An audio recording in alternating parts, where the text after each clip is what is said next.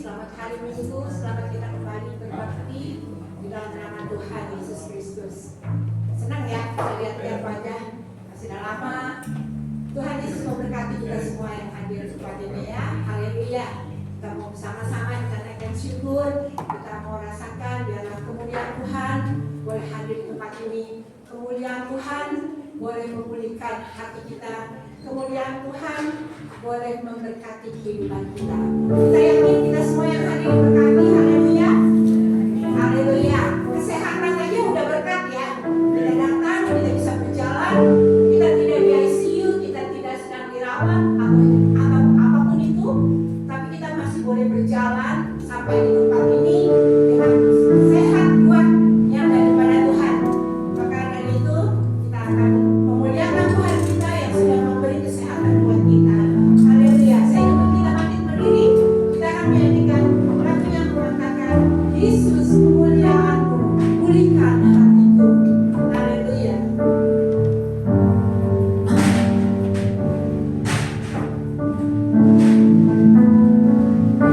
Yesus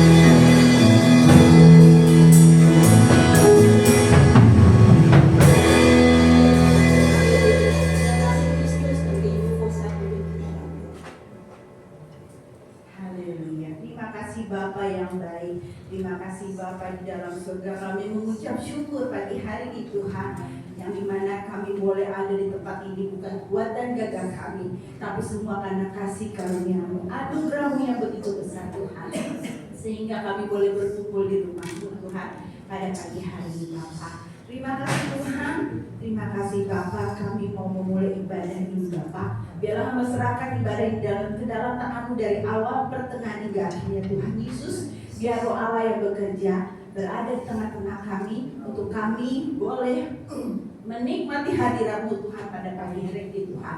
Biar hati kami penuh dengan syukur dan sukacita pada pagi hari ini Bapa. Terima kasih Tuhan Yesus, kami siap untuk memulai ibadah pagi hari ini hanya di dalam nama Tuhan Yesus Kristus. Haleluya. Amin. Amin. Siap memuji Tuhan saudara-saudara? Amin. Haleluya. Siap memuji Tuhan saudara-saudara? Amin. Terima kasih Tuhan. Boleh kami berdiri. Kalau jangan siap, datang hadirat Tuhan dan sorak-sorai. Kita undang biarlah suasana sorga boleh turun di tempat ini. Haleluya.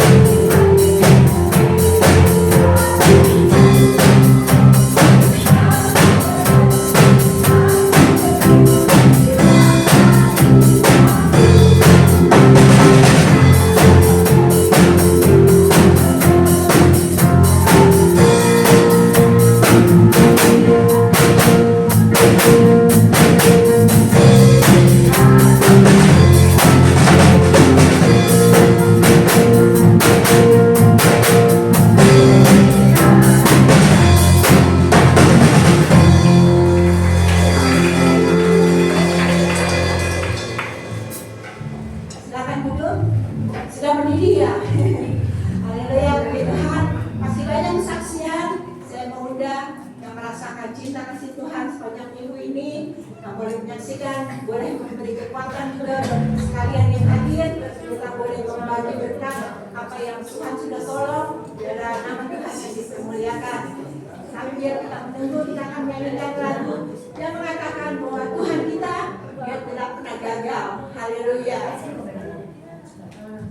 Sebab apa? Sebab dia Allah, dia Raja Maha Mulia, Tuhan Allah kita yang Maha Perkasa, Maha Pemenang.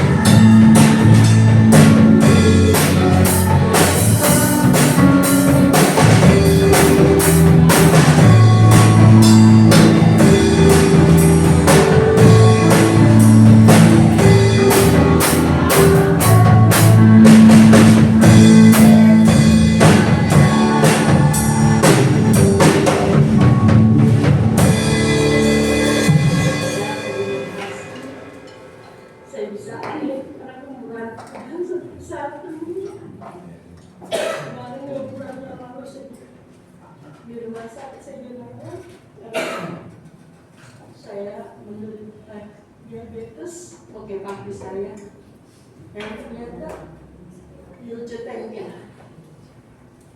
Ternyata penyakitnya itu nggak enak ya. Deritanya tuh sakit, semua badan saya. Nah, saya udah jantung saya kena gejala koroner. Dokter bilang udah sakit ibu, kuatnya 200. Jadi nggak pikir nggak usah ribet-ribet hidup itu. Akhirnya dokter bilang ibu juga darah tinggi. Dok, banyak banget. Itulah kalau kita kena diabetes bu, semua penyakit yang dalam tubuh yang tadinya nggak ada bisa jadi ada. Oh gitu. Dan saya alami itu apa yang kaki saya alami ya hanya saya. 2 bulan yang lalu itu saya merasakan sekujur tubuh saya lemes. Saya sampai pasrah sama Tuhan, kalau mau Tuhan mengambil saya hari ini juga, saya minta ampun. Kata siapa? Kita nggak bisa minta ampun, bisa udah nyawa saya kayak rasanya ini Tuhan yang mau ambil apa? Setan ya. Kok di saat itu rasa sakit itu, tapi saya cuma Tuhan. Anak saya masih putih saya, Rani, Sharon masih putih saya. Kalau Tuhan kasih kesembuhan, berarti Tuhan sangat dahsyat buat saya. Saya percaya apa yang saya alami itu gula saya 450, sama darah tinggi saya 200/198. Ini dokter cuma bilang hebat kamu. Yang hebat kayaknya Tuhan saya, dok. Ya, ingat ya bu, makan harus dijaga. Saat ini saya udah kena gejala glaukom, pendarahan mata saya dua-duanya. Kemarin dokternya sebelum saya ke kompleks ini, saya kontrol dulu, dok. Ini bagaimana dok? Saya udah bulat. Nah, dia udah periksa mata, bisa diperiksa. Ibu gejala glaukom itu kalau udah sakit ditarik urat mata itu sampai ke dalam-dalam. Diperiksa ulang lagi, ternyata dokter bilang ada katarak. Jadi ibu nanti tanggal 21 bulan 8 ini ibu datang lagi ya. Nah, kita menyatakan ibu mesti operasi. Saya bilang Tuhan, yang saya dengar dari orang-orang kalau operasi selalu juga. Saya sambil bilang Tuhan, kalau saya jangan memperlambat saya punya operasinya, kalau bisa cepet karena anak saya masuk ini butuh banget. Yang paling bungsu masih bilang, mami harus sehat, mami mesti panjang umur sampai masuk dewasa pun mami mesti ada. Nggak mungkin umur mami sampai 100 tahun lah, umur bisa sampai 100 tahun. Enggak, pokoknya mami mesti ada terus. Kan ada papi, ada kakak-kakak. Enggak, saya cuma percaya sama mami doang. Karena itu ada. Kalau buat saya selalu tuh apa-apa tidurnya di pihak saya. Jadi saya juga takut, khawatir kalau saya di Tuhan panggil, ini anak sama siapa ya? Ya saya bilang, Tuhan kalau saya Tuhan, tapi kalau Tuhan mau saya Engkau panggil, ya saya pasrah aja, saya serahin semuanya ke dalam tangan Tuhan hidup saya sampai detik ini. Kok tiba-tiba saya biasanya tuh, boleh ke komplek? Enggak boleh. Kamu di rumahnya Bogor. Saya pengen ke gereja. Apa enggak kamu pengen ke gereja? Biasanya kamu, ya kan selama ini saya nggak pernah ke gereja. Ke GPIB salah, ke Pantai Kosta salah, saya juga bingung. Yang mengantarin saya ke Protestan siapa? Karena suami saya kan di Jakarta. Jadi saya juga bingung. Ini kaki mau melangkah keluar, suami saya bilangin, kamu kalau melangkah kamu nanti jatuh, matanya bisa jalannya nggak lihat, gimana kamu mau ke gereja. Saya buat yang sampai istana Bogor itu. Oh iya juga ibu, kalau saya jatuh ke judul kepala saya kan berarti juga. Jadi saya nurut apa kata suami saya selalu nurut itu. Tapi tumben kok mulut saya berani. Tapi saya mau ke gereja, pokoknya saya mau ke gereja. Mau perlu tarik berkas kita tinggal di komplek lagi, saya mau sebelum ada kata terlambat. Suami saya dipanggil, oh mami bisa maunya tinggal di komplek. Iya, sebelum ada kata terlambat buat saya mau lebih dekat sama Tuhan. Saya ingat, tapi saya cuma minta. Kalau Tuhan panggil saya mau kuburnya di Menteng Pol di samping bapak saya, kok saya satu susun. Karena saya udah janji. Tapi saya itu karena meninggal karena saya punya uang. Benar kalau ini masa lalu saya, dia bisa tutup mata karena penderitaannya dia untuk mikirin saya di saat itu. Makanya, oh Tuhan, tapi saya gula, saya jadi ikut gula ya Tuhan. Ya saya alami gitu aja, saya bilang ternyata tuh gula itu gak enak, sakit. Ya saya cuma minta ibu pendeta doain saya untuk ya semuanya untuk kelancaran untuk operasi mata saya ini supaya saya bisa melihat normal. Tapi dokter cuma bilang, ibu ingat makan, jangan ditakdir ya bu, ingat gula ibu jangan sampai batal lagi operasi karena gula makin meningkat, pendarahan keluar terus bu, kata dokter. Ya saya minta semuanya baik saya kalau memang ya resep operasi saya bulan depan ya itu kesaksian saya. Terima kasih.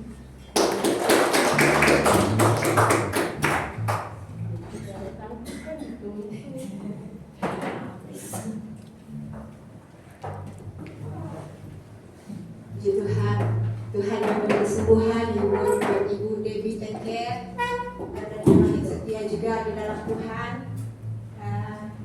Tuhan yang memberkati juga buat Dr. Reni dan anak-anak, Novita, semuanya sudah hadir, sama-sama berbakti di dalam nama Tuhan Yesus. Dan sekarang kita akan diberi kesempatan untuk memberi untuk pekerjaan Tuhan.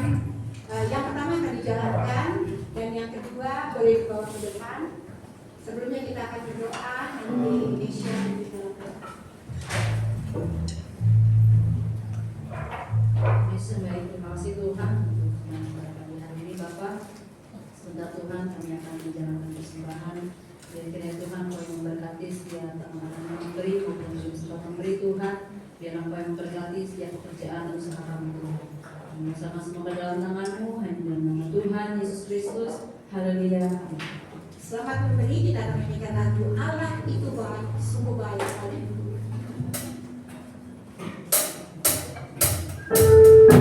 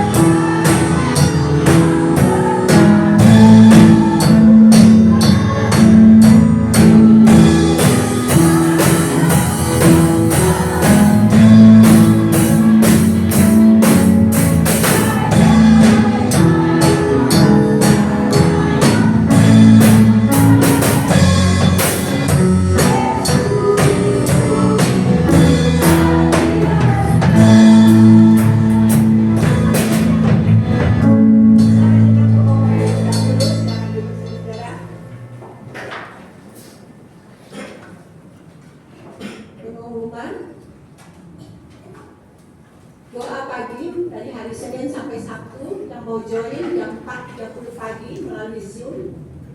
Konser musik hari Rabu jam 7 di gereja. Ibadah pemuda remaja hari Sabtu jam 6.30 di gereja.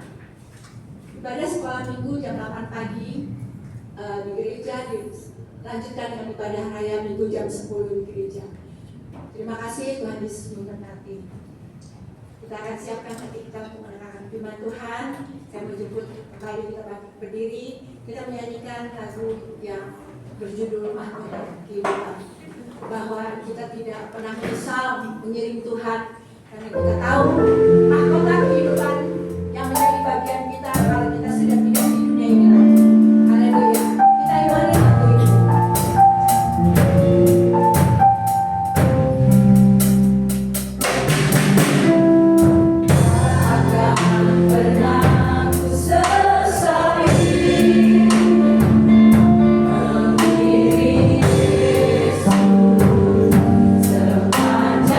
hidupku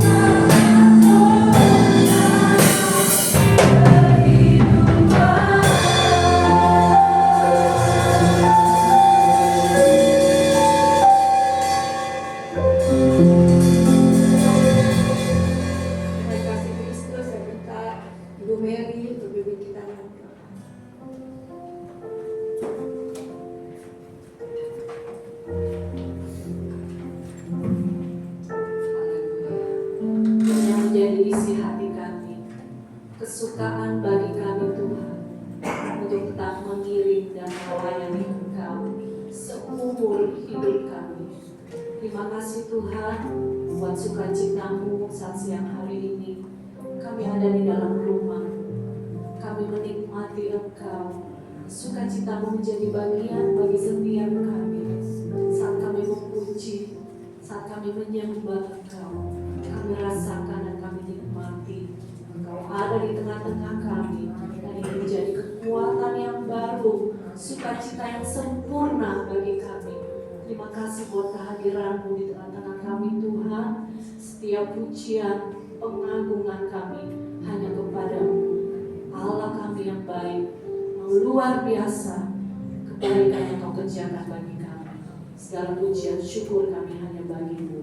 Dan saat ini Tuhan, kami mau siapkan tanah hati kami untuk kebenaran firman-Mu. Kami mau mendengar suara-Mu Tuhan, lewat kebenaran-Mu yang akan Kau sampaikan melalui hamba-Mu. Kami mau siapkan tanah hati kami yang baik. Kami berdoa untuk hamba-Mu yang telah Kau persiapkan.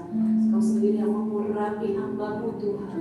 Pakai mulut, bibir, lidah hamba-Mu untuk menyampaikan apa yang hendak Kau sampaikan. Kau ingatkan bagi setiap kami lewat kebenaran-Mu.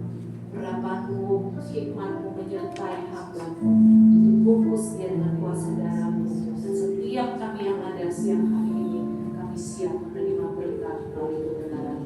Terima kasih Tuhan, ini doa syukur kami, mau sambut kebenaran-Mu di dalam nama Tuhan Yesus Kristus adalah Tuhan dan Juru Selamat kami yang hidup. Kami sudah berdoa. Haleluya, haleluya, sama-sama kita katakan amin.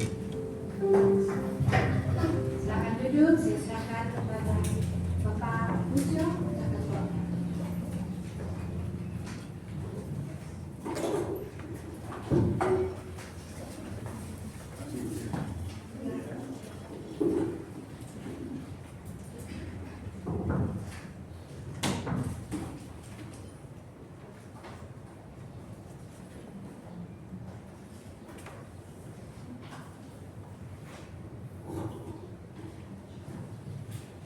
Salam, selamat siang.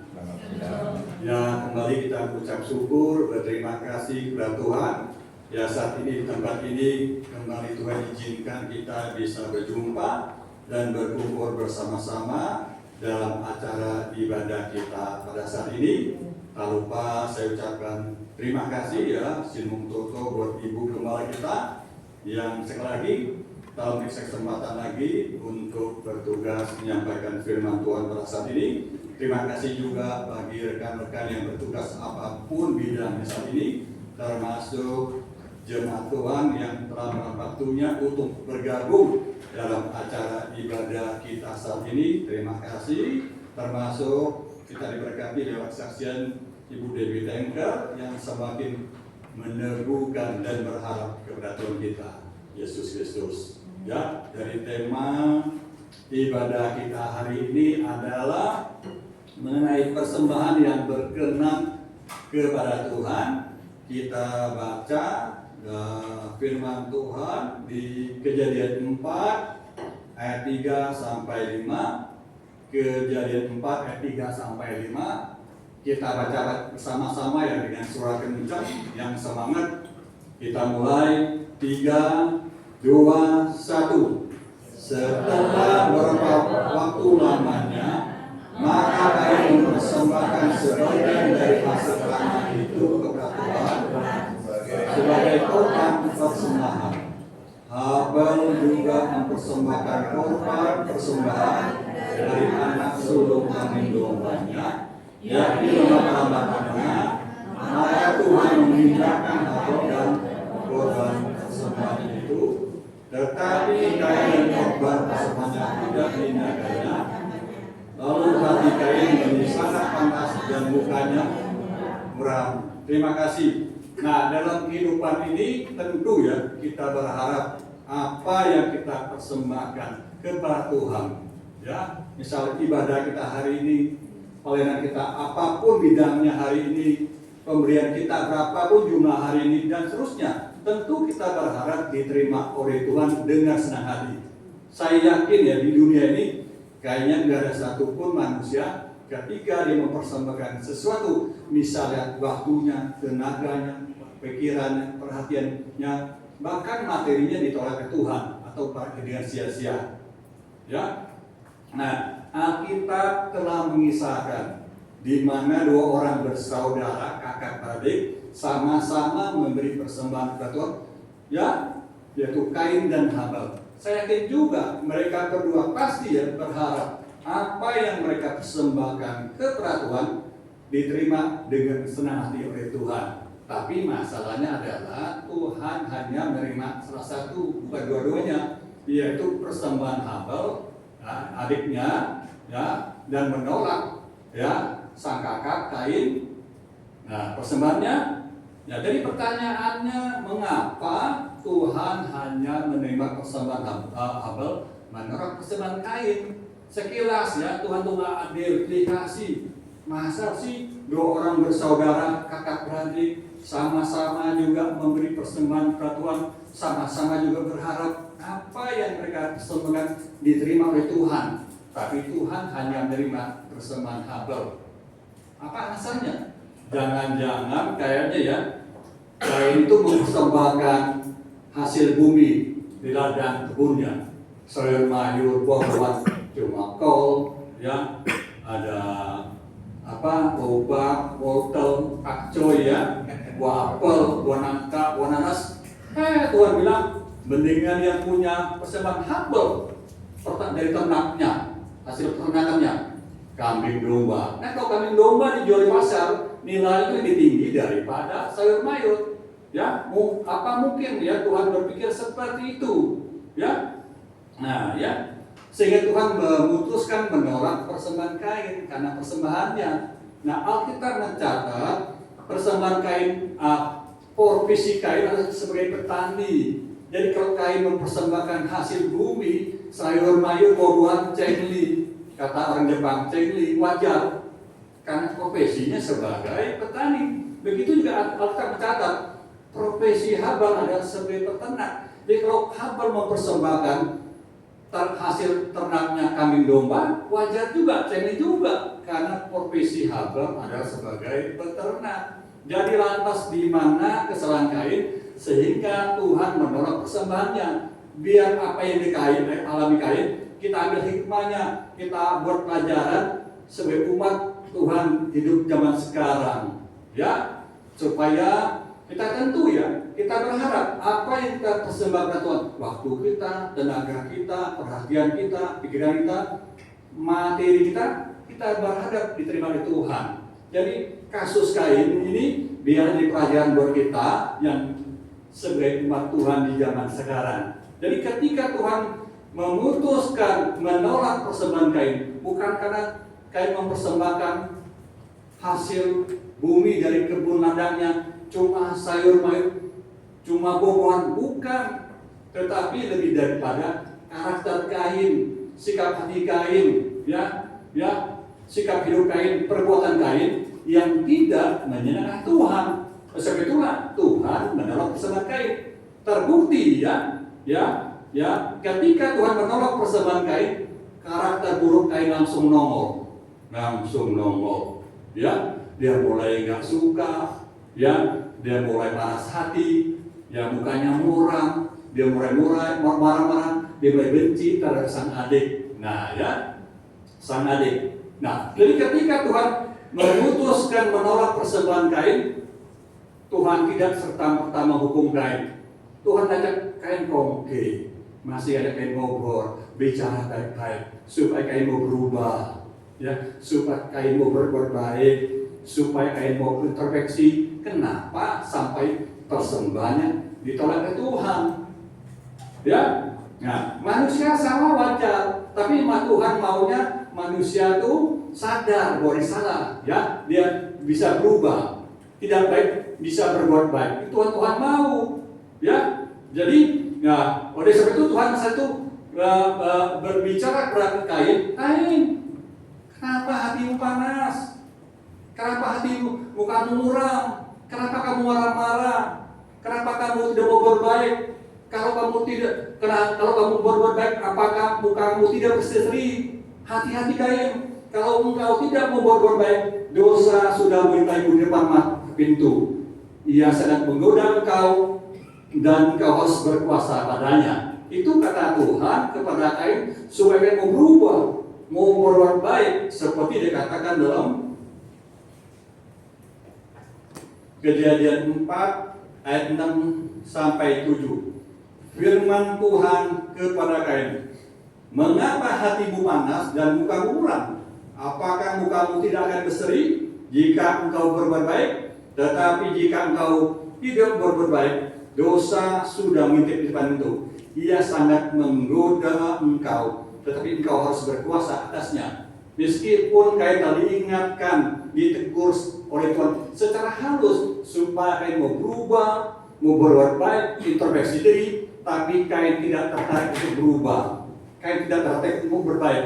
Dia lebih suka dengan kata hatinya, egonya terluka. Sehingga dalam hati Kain adalah kebencian, kemarahan, ya, terhadap sang adik, ya, karena dipicu oleh masalah kecemburuan dan iri hati terhadap sang adik karena persembahan yang tolak, sedangkan persembahannya ditolak oleh Tuhan. Nah, sehingga Kain tidak lagi mendengar apa kata Tuhan, tetapi Kain mendengar kata hatinya, egonya yang terluka. Sehingga saat itu Kain tak memutuskan melukai atau membunuh sang adik seperti dikatakan dalam Kejadian 4 ayat 8. Kata Kain kepada Habel adiknya, mari kita pergi ke padang. Ketika mereka ada di padang, tiba-tiba Kain memukul Habel adiknya itu, lalu membunuh dia. Ya. Nah, ketika Habel membunuh adiknya, ketika Kain membunuh Habel adiknya, itu merupakan peristiwa pertama kali terjadi tentang pembunuhan di dunia ini. Nah, meskipun membunuh adiknya tidak berdosa, tidak bersalah terhadap dirinya, Kain tidak menyesal, Kain tidak bersedih. Ya, kalau orang normalnya, kalau melukai atau membunuh orang tidak berdosa, tidak bersalah terhadap dirinya, apalagi adik kandung sendiri, tentu merasa bersedih, menyesal ya. Kenapa begitu ya? Karena emosi saat, ya. Nah, dia menyesal. Kain tidak, nggak menyesal, nggak bersedih, karena hati Kain dibungkus dengan dendam, kebencian, karena dipicu oleh kecemburuan atau iri hati terhadap sang adik. Nah, seperti itu. Dengan perilaku Kain seperti itu membuat Tuhan murka dan menghukum berat Kain seperti dikatakan dalam Kejadian 4 ayat 11 sampai 13. Maka sekarang terkutuk engkau, terbuang jauh dari tanah yang menganga mulutnya untuk menerima darah adikmu itu dari tanganmu. Apabila engkau mengusahakan tanah itu, maka tanah itu tidak akan memberi hasil sepenuhnya lagi kepadamu. Engkau menjadi seorang pelarian dan pengembara di bumi. Kata Kain kepada Tuhan, hukumanku lebih berat daripada yang dapat ditanggung.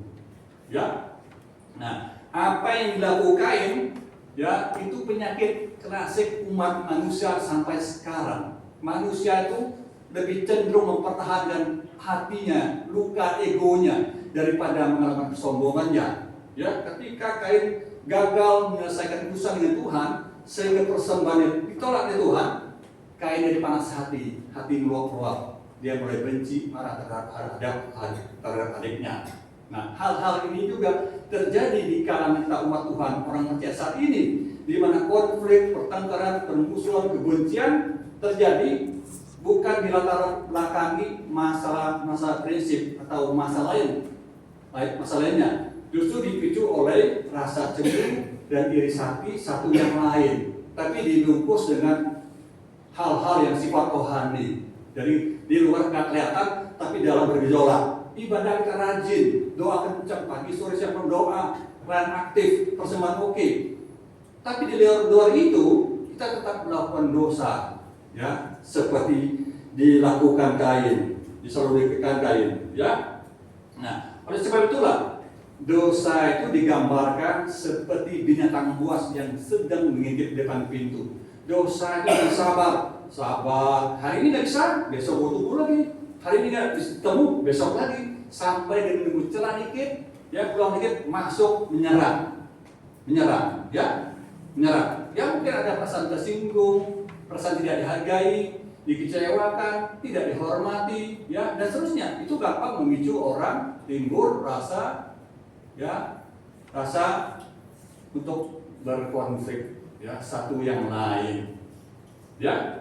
Nah begitu juga Kain nggak langsung jatuh ke dalam dosa besar, pembunuhan. Pembunuhan itu dosa besar karena dia termasuk dalam 10 perintah Allah, jangan membunuh. Kain cuma, ya ketika persembahannya ditolak oleh Tuhan, dia mulai kurik-kurinan sambil tidur, mikir-mikir, kenapa ya persembahan saya ditolak oleh Tuhan, sedangkan persembahan adik diterima oleh Tuhan. Dia mulai mikir-mikir, kebanyakan mikir, mulai rasa cemburu, mulai rasa iri timbul terhadap sang adik. Saya mulai membenci, ya mulai dendam, mulai tidak suka sama adiknya. Nah seperti itu. Begitu juga Daud, ya Daud itu jatuh ke dosa besar, dosa perzinahan. Perzinahan itu termasuk dosa besar karena termasuk 10 perintah Allah. Jangan berzina. Daud cuma ramai iseng-iseng berharian. Ketika Bathsheba istri Utria lewat, ya, wanita siapa? Cantik banget ini ya. Udah cantik, orang ramah lagi katanya, mana seksi lagi ya. Dia pikir-pikir loh, pikir-pikir, kebanyakan mikir, akhirnya apa? Daud tergoda untuk melakukan dosa. Karena Alkitab katakan hati-hati ya, dosa itu sangat menggoda. Ya kenapa? Kita punya daging, punya apa? Roh penurut. Alkitab kan daging terlemah, sehingga Daud pun jatuh ke dalam dosa perzinahan. Berzina termasuk dosa besar karena termasuk dalam 10 perintah. Jangan berzina. Ya dari iseng-iseng akhirnya jatuh ke dosa benaran. Tapi kelebihan Daud adalah ketika dia berbuat dosa, ya Daud minta ampun, mohon ampun kepada Tuhan. Itu yang Tuhan suka pada Daud. Nah sebab itulah lewat firman Tuhan pada saat ini kita diingatkan hati-hati dengan dosa. Ya biarpun kecil, ya hati-hati karena bisa membuat orang manusia jatuh lebih dalam lagi. Sebab itu kita diingatkan jaga hati kita, jaga pikiran kita, ya kalahkan ego kita supaya kita tidak dikuasai mereka sehingga membuat kita jatuh ke dalam dosa. Ya, nah kalau orang yang tidak mau ditegur atau dikoreksi Tuhan biasanya suka ribut bertengkar orang lain. Jadi kalau orang yang tidak mau tegur atau mau dikoreksi orang lain biasanya suka ribut atau bertengkar orang lain. Kalau orang tidak mau tegur atau dikoreksi Tuhan biasa merasa paling benar, ya. Nah, ketika kemauannya tujuan tidak tercapai, ego langsung timbul, siap menanduk. Ya. Jadi Kain itu gagal menyelesaikan urusan dengan Tuhan, bukan Kain kurang ibadah. Kain kalau kita hidup zaman sekarang, ibadahnya rajin, ibadah umum ikut, ibadah komisi ikut. Doanya tidak pagi, siang, malam, bangun tidur, mau tidur, doa. Ya, doa pelayanan ikut, doa pagi-pagi juga ikut. Rajin dia, pelayanan aktif. Ibadah umum, pelayanan, komisi juga pelayanan aktif, itu Kain. Persembahannya rajin, oke, kasih persembahan, ya. Tetapi salah satu kelemahan Kain ada tidak mau ditegur atau dikoreksi Tuhan. Itu kelemahan Kain. Meskipun Tuhan ingatkan Kain baik-baik, ditegur baik-baik, supaya Kain mau berubah, mau berbaik, introspeksi diri, Tuhan bilang, Kain tidak peduli, nggak menurut Tuhan, dia coba dengar kata hatinya, luka egonya, sehingga dia tak membunuh sang adik yang tidak berdosa itu. Ya, biasanya kalau orang tidak bertegur atau tidak berkoreksi Tuhan, ya, Tuhan berkelar apa? Ya, firman Tuhan disampaikan atau orang terdekat kita. Ya, jadi kalau orang tidak mau tegur atau tidak mau dikoreksi Tuhan, biasanya Tuhan tidak mau mengurapinya, apalagi menerima persembahannya. Kalau orang itu tidak mau didorong Tuhan, apa terjadi? Orang itu, ya, tabiat buruk misalnya, kelakuan buruk, dia akan berubah. Terus begitu. Karena dia tidak mau tegur, koreksi Tuhan. Buat apa ini Tuhan? Ngapain tegur kamu? Ya silakan aja. Jadi orang sudah berubah. Kenapa? Terus begitu Bapak, karena Tuhan tidak mengurapinya. Karena tidak mau tegur atau request Tuhan.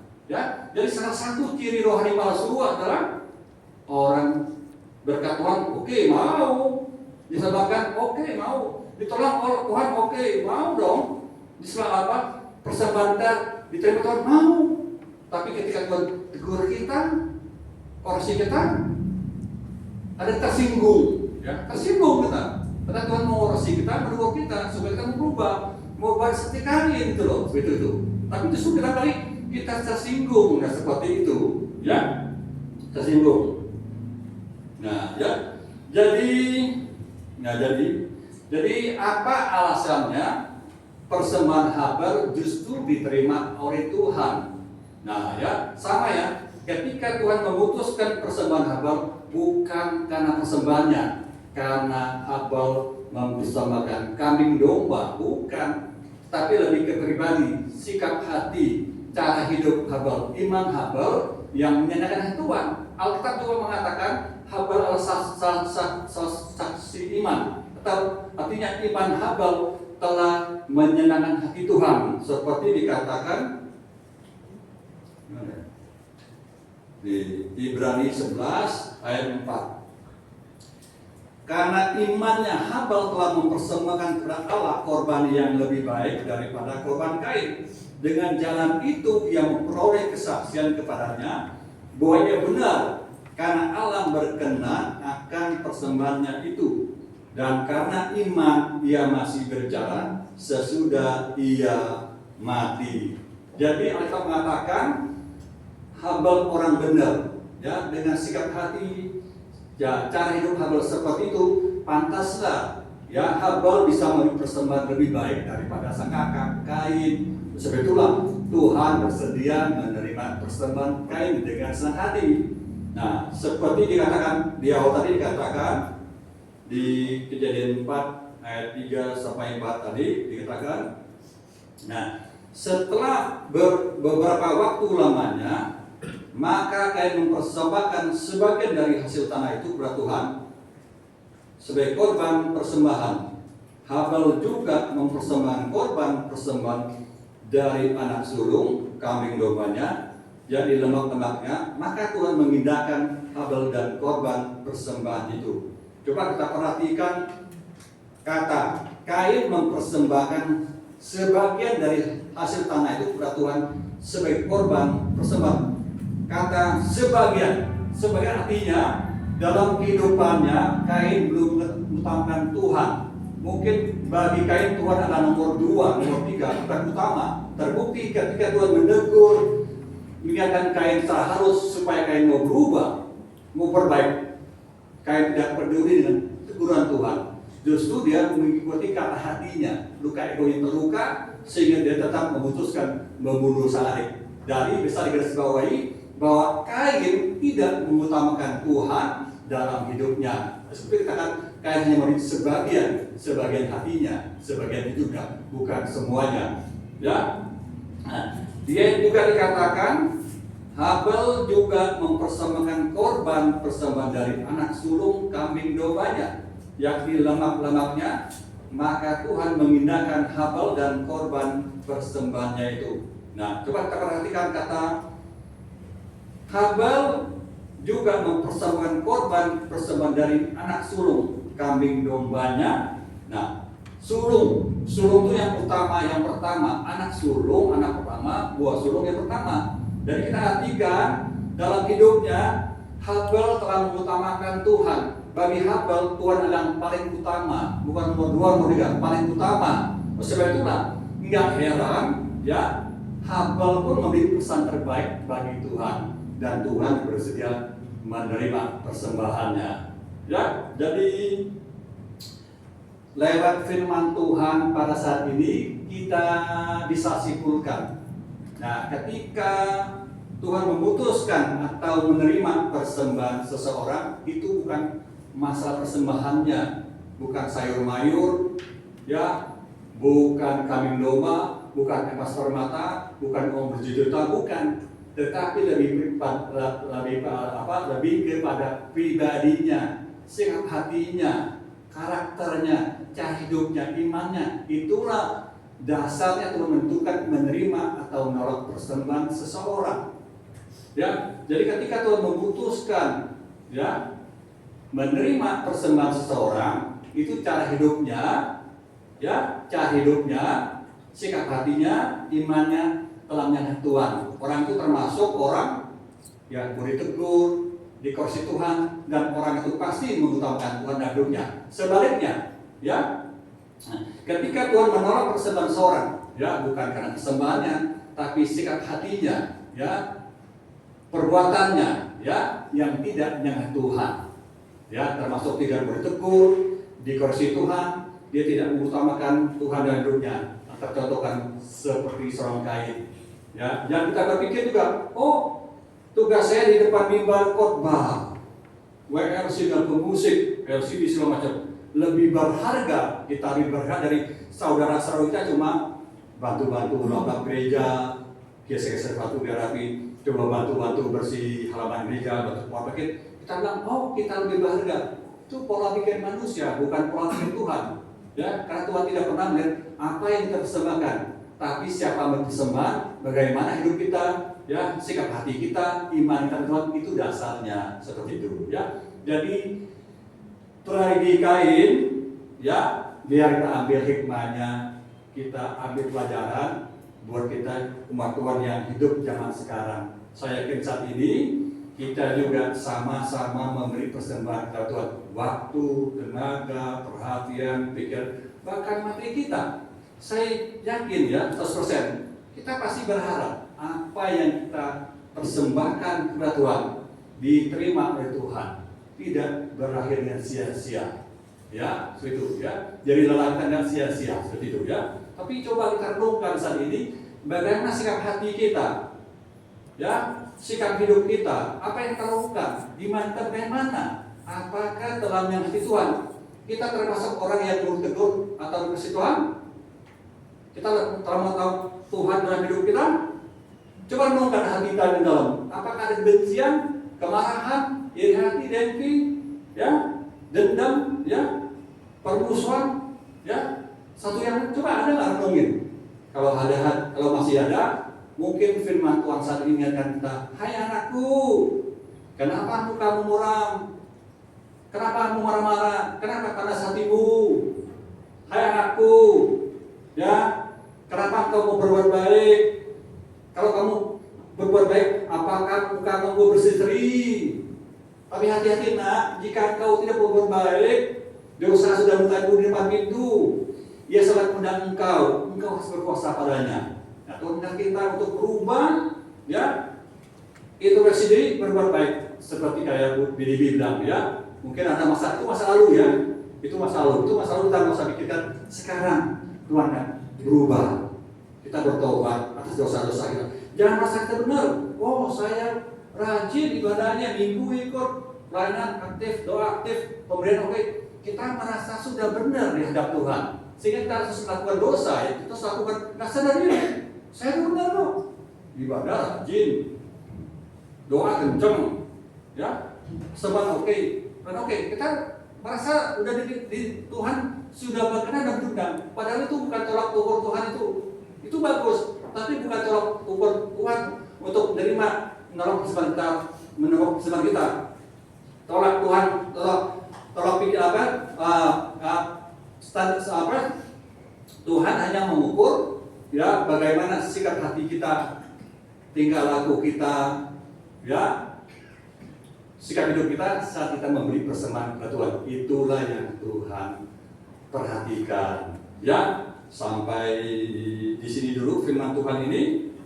Nah, ya, saya menyampaikan, oh, hidup ini cuma pilihan, ya, pilihannya mau dengar dan ikuti kata Tuhan atau mau dengar kata hati kita atau ego kita. Nah, ketika kita mendengar apa kata Tuhan, kita ikut apa kata Tuhan, maka Tuhan akan senang hati menerima segala persembahan kita dan sebaliknya. Ya, sampai di sini firman Tuhan pada saat ini. Dan sekarang mohon jemaat kita berdiri, kita nyanyikan sama-sama lagu, ya, sebuah pujian. mengikuti Yesus ke pusat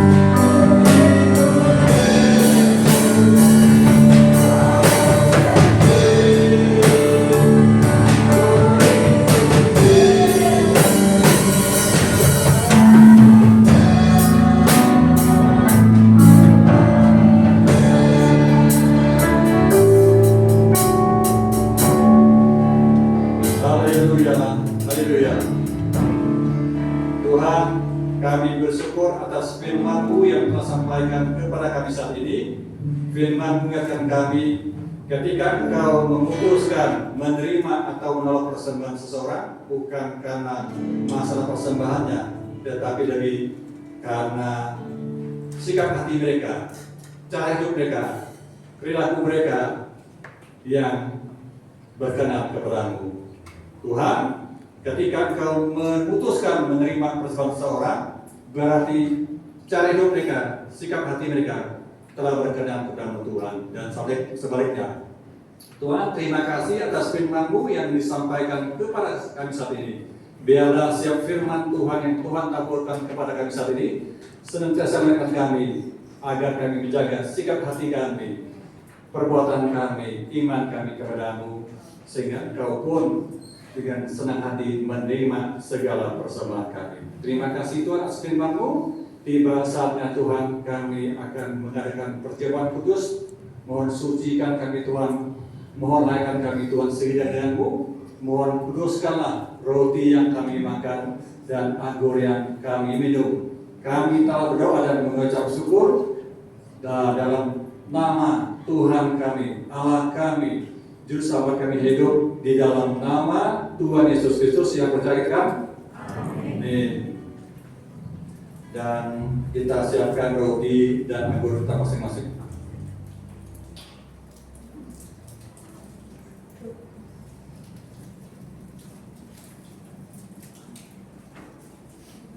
Setelah siap kita angkat yang tinggi rotinya sebagai tanda kita menghormati tubuh Kristus yang telah diserahkan buat kita semua. Dan saat ini kita bacakan firman Tuhan mengenai penetapan perjamuan kudus. Dan ketika mereka sedang makan, Yesus mengambil roti, mengucap berkat, memecah-mecahkannya, lalu memberikannya kepada murid-muridnya dan berkata, ambillah, makanlah, ini tubuhku. Di tangan kanan kita adalah roti yang jelas bukan roti biasa, tetapi roti sebagai tanda kita percaya bahwa tubuh Kristus telah diserahkan kepada kita semua sebagai umat Tuhan, orang percaya. Kita makan dengan iman sambil mengucap syukur. Haleluya, puji Tuhan.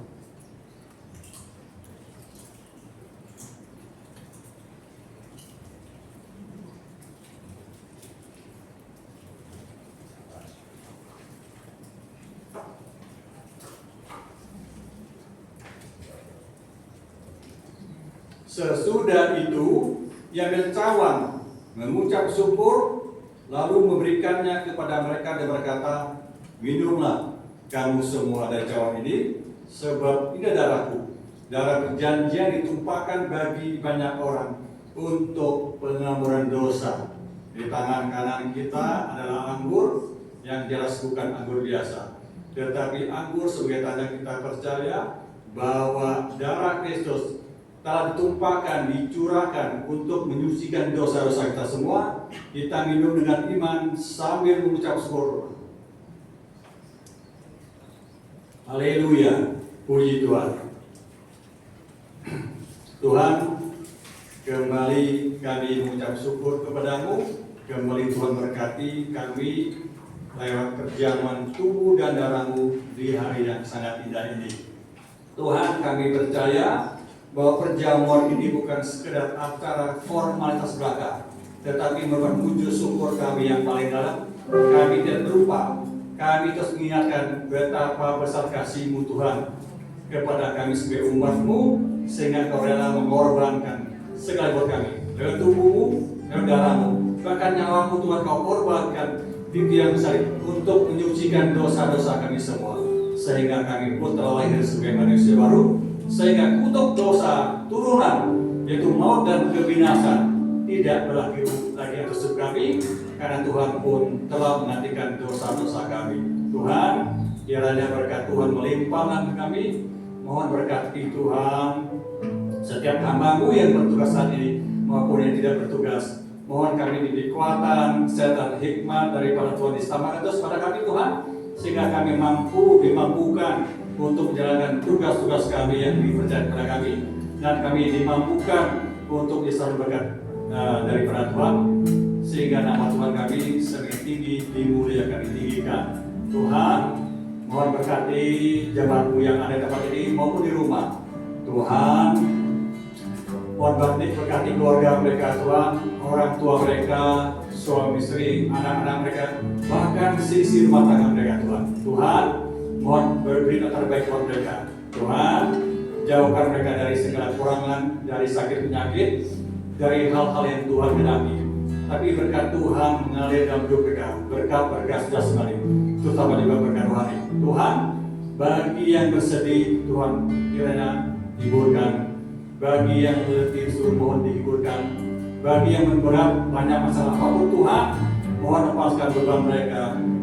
masalah mereka Tuhan jadikan Tuhan, sehingga mereka bisa keluar dari setiap masalah yang mereka hadapi. Bahkan yang lagi dalam sakit penyakit depan tubuh, Tuhan jamah satu-satu tubuh yang sakit sembuhkan, tubuh yang lemah dikuatkan. Tuhan, kami juga khusus berdoa untuk hamba-Mu Ibu Dewi Tengger. Tuhan, Engkau Allah kami, Engkau Tuhan kami, Engkau yang menciptakan langit dan bumi, Engkau berkuasa semuanya dan ngesok kehidupan kami. Tidak ada hal-hal yang bisa terjadi Tuhan terhadap-Mu. Engkau Allah yang menyembuhkan, pulihkan. Kami berdoa untuk kesehatan Ibu Tengger, Ibu Dewi Tengger. Biar Tuhan, urapan-Mu Tuhan, urapan sebuah Tuhan mengalir Tuhan, menjamah. Setiap tubuhmu yang sakit, setiap tubuh hamba-Mu sakit disembuhkan ya Tuhan. Setiap tubuh hamba-Mu yang lemah dikuatkan. Hamba-Mu sehat, hamba-Mu kuat kembali. Terima kasih Tuhan, termasuk untuk hamba-Mu yang rencananya akan operasi mata dan dapat. Tuhan tolong Tuhan tampuk tangan sehingga operasi dapat lancar, sukses. Hamba-Mu matanya bisa sehat kembali. Mohon banget Tuhan, dokter-dokter, perawat, perawat sakit dan obat minum untuk kesembuhan hamba-Mu Ibu Tengger. Berkati Tuhan terus hamba-Mu dan untuk keluarga. Terima kasih Tuhan. Berkati juga orang ibu bapak kami, orang tua roh kami. Mohon berkati hamba-Mu Tuhan.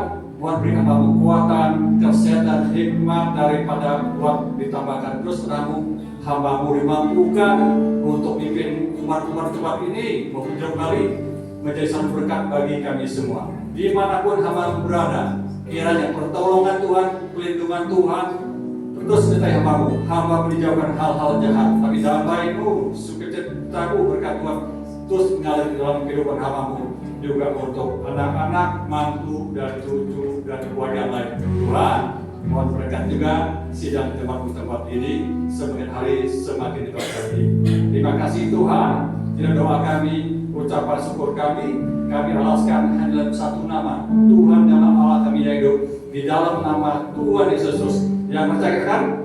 Amin. Kita nyanyikan sama-sama ya. Haleluya, Gusti.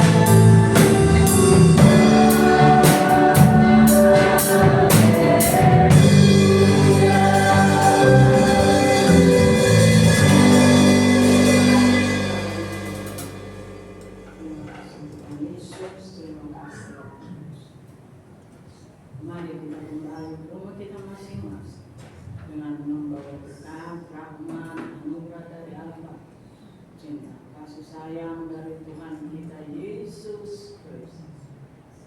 Di dalam nama Tuhan Yesus Kristus kita kembali dengan berkat siang hari kita yang percaya dan mengaku. Amin.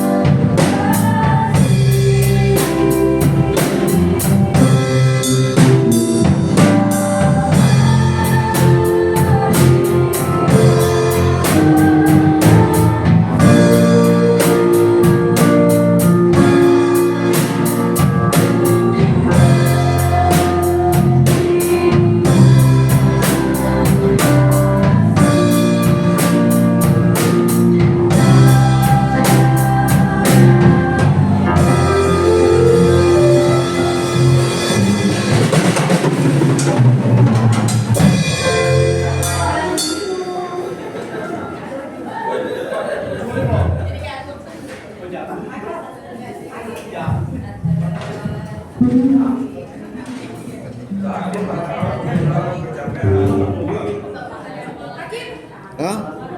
Ini dulu.